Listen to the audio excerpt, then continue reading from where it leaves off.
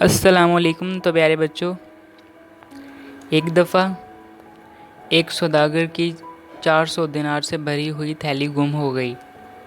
इसने मनादी करा दी कि जिस शख्स को इसकी थैली मिले वो उस तक ले आए तो उसे 200 दिनार बतौर इनाम दे दिया जाएगा। इत्तफ़ाक़न ये थैली एक गरीब शख्स को मिल गई। वो इसे लेकर मालिक के पास इनाम की उम्मीद में पहुंच गया। लेकिन सौदागर ने जब अपनी गुमशुदा थैली को अपने सामने पाया तो इसके दिल में 200 दिनार के खजारे का ख्याल आ गया। चनाचा वो बदनीयत हो गया और उसे एक बहाना सूझा। सौदागर ने गरीब आदमी से कहने लगा कि इस थैली में नहायत कीमती मोती भी थे, क्या वो भी इसके अंदर हैं? वो आदमी बड़ा घबराया और समझ गया कि अब ये धोखा दे रहा है और इनाम ना देने के लिए झूठ बोलने लगा। अब इन दोनों में झगड़ा शुरू हो गया। आखिर ये दोनों फैसले के लिए काजी के पास पहुंच गए। काजी ने इस गरीब आदमी से मोतियों के बारे में पूछा तो कसम खाकर कहने लगा कि थैली में इसे दिनारों के सिवा और कोई चीज़ नहीं मिली।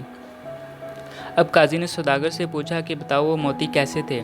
सौदागर ने उल्टी सीधी बातें की और कुछ सही ना बता सका।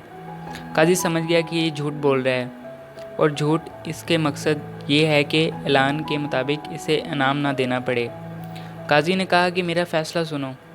ए सौदागर, तुम्हारा दावा है कि तुम्हारी थैली गुम हो गई जिसमें दिनार थे और मोती भी थे, और ये आदमी जो थैली लाया है इसमें कोई मोती नहीं है। लिहाजा मैं इस नतीजे पर पहुंचता हूं कि ये थैली तुम्हारी है ही नहीं। तुम अपनी गुमशुदा थैली के लिए दोबारा मनादी करा लो। मुमकिन है तुम्हारी गुमशुदा थैली तुम्हें मिल जाएगी जिसमें वो मोती भी मौजूद हों और तुम बामुराद बन जाओ। ये थैली तो तुम्हारी नहीं है। अब काजी ने इस गरीब आदमी से मुखातिब होकर कहा, यह थैली 40 रोज़ तक एहतियात से रखो। अगर इसका कोई दूसरा दावेदार ना हो तो ये तुम्हारी है। काजी का फ़ैसला सुनकर सौदागर का दिल बूझ गया, मगर वो क्या कर सकता था। दिल में आए खोट ने इसे ये दिन दिखाया।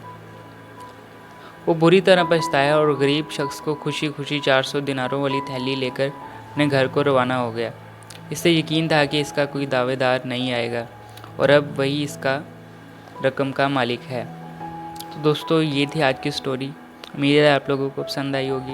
अल्लाह हाफिज़।